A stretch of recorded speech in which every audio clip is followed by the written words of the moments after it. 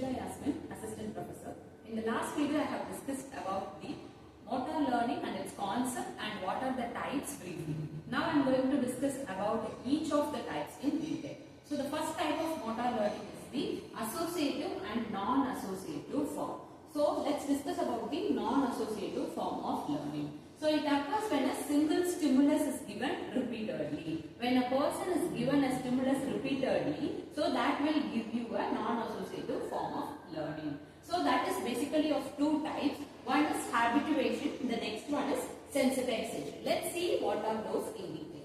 So habituation is the decrease in responsiveness that will happen because of repeated exposure to the same stimulus. If a person is given a same stimulus repeatedly, so the response will give a decrease in the habit.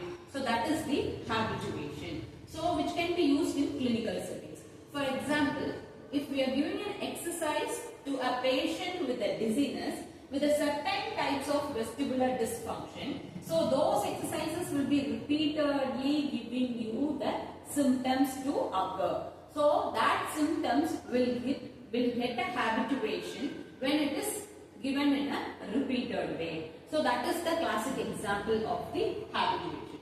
So the next one is sensitization. Increase in responsiveness following a threatened or noxious stimulus which is given. So this is against the habituation. So the sensitization will counteract the effect of habituation. So a person after habituated to a one particular stimulus which was given repeatedly, so if the same stimulus is given with the noxious or threatened part, so that stimulus will give you a sensitization. The habituated sensitization will become a sensitized one. So that is the sensitization.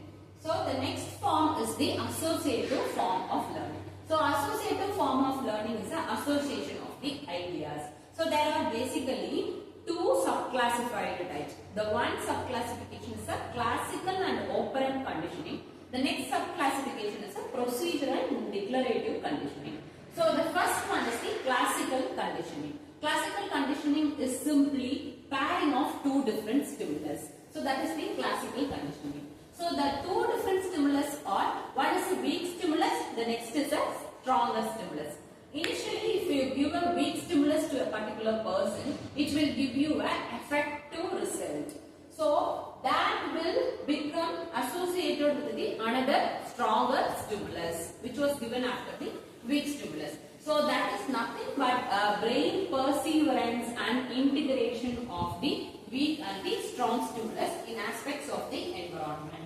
So hence the learning in the patient is most likely to occur in the task and the environment which are relevant to them. So that is the classical conditioning. Let's see what are the examples for the classical conditioning. So we are dividing this example into two types, before learning and after learning. So classical conditioning will, with a bell, will give you a no response.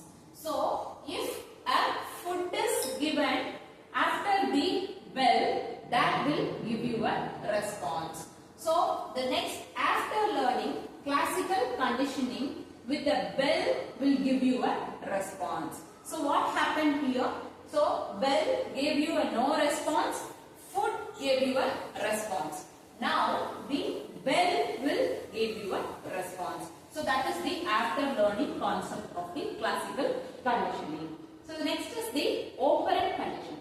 So operant conditioning or instrumental conditioning is the second type of the associative form of the learning. So which is basically a trial and error method. So and experiments are done to see whether the trial gave you a success or failure.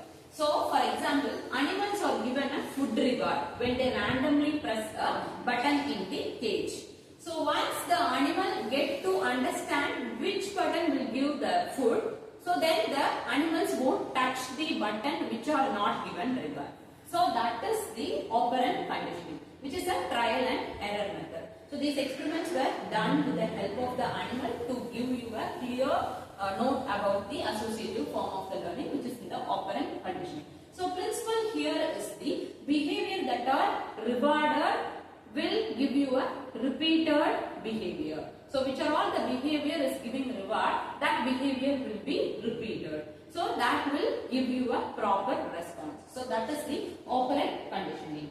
So the next type of associative form of learning is a procedural learning and declarative learning, which is basically based on the type of the knowledge acquired by the learner. Which type of the knowledge the learner got acquired. So the first one is the procedural learning. It refers to learning the task without attention. For example, if a person is learning a driving, so that person will initially struggle and they will give much attention on focusing the road and focusing the bike driving, all those things. If a person is mastered in driving skill, the attention will get reduced. The person will think about something which was happened before starting driving. So the attention will be lesser. So that is the classic example for the procedural learning. So the next is the declarative learning, which the consciousness for recalling and awareness, attention and reflection, all those things are necessary in the declarative learning. Constant repetition of procedural learning will give you a declarative learning. So that is the advantage of the declarative learning. It can be practiced in the one way that it can be learned. So the declarative learning, what it means, it expresses verbally the process to be performed, and it is often not possible for some patients who are having cognitive deficits. For example, in our clinical setup, the cognitive deficits patients cannot do any of the movement, any of the tasks without the attention and awareness. So there is a need of the motor relearning program to give these concepts clearly to the cognitive deficits patients. So that's what about the